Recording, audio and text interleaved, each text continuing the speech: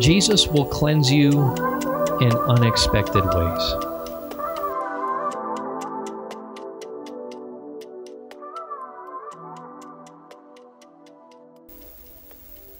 Peter did not expect it. And I want to point out something here that I think will just pierce your heart, because it definitely pierced mine. When Peter is confronted with Jesus, the idea is, oh no, Lord, I'm good enough. I'm not going to let you wash my feet. And Jesus has to get back in his face and say, oh, I'm not going to wash your feet. Okay, well then you have no part in me. There are so many times, church, where we try and tell the Holy Spirit that we don't need his help. There are so many moments where, because of our foolish confidence, we're like, God, don't worry, I got this. And the Holy Spirit's like, oh, you do? You got this, huh? Yeah, I got this. All right, well then you don't have part with me. And there's a contrast. We're going to talk about this in a couple months, but there's a contrast between what happens at the white throne judgment and then the final judgment, okay? And the white throne judgment, the Bema seat, is where Jesus is dealing with us for the things that we did either for him or of ourselves. The stuff that we've done for ourselves burns away. The stuff that we've done for him is rewarded.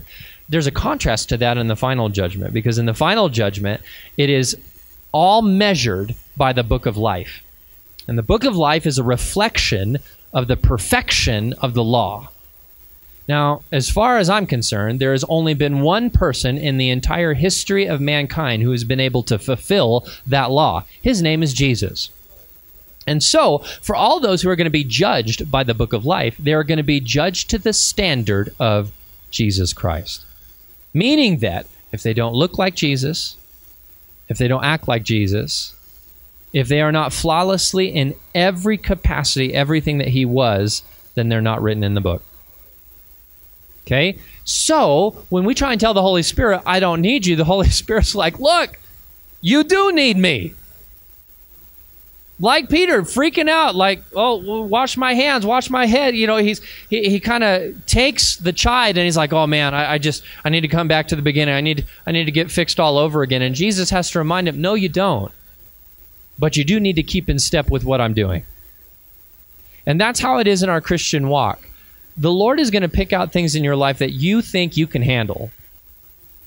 You understand what I'm saying? Oh no, God, I'm good in that area. And the Holy Spirit's like, no, you're not. And you're like, yeah, I am, because compared to this guy and this guy, I'm doing great. And the Holy Spirit's like, yeah, but compared to Jesus, you're failing. So let's fix that. Okay? And so the Lord begins to cleanse you in ways that you don't expect. And I'm just going to tell on me for a second. Sometimes I get in my little feelings and I'm like, but Holy Spirit, come on, man. I mean, I look better than these guys in this area. I'm okay. Do we have to do this? And that's where the Holy Spirit draws me back. Are you going to compare yourselves to them, or are you going to compare yourselves to Christ? Who do you want to be like? Do you just want to be better than some people, or do you want to be like Jesus?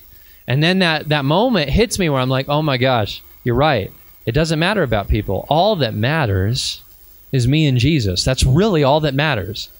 And that's when you get to that place where you're willing to say, all right, Holy Spirit, I want to be like Jesus. Help me. He's like, good. Now we're where we need to be. And he washes my feet, right? That's how that works.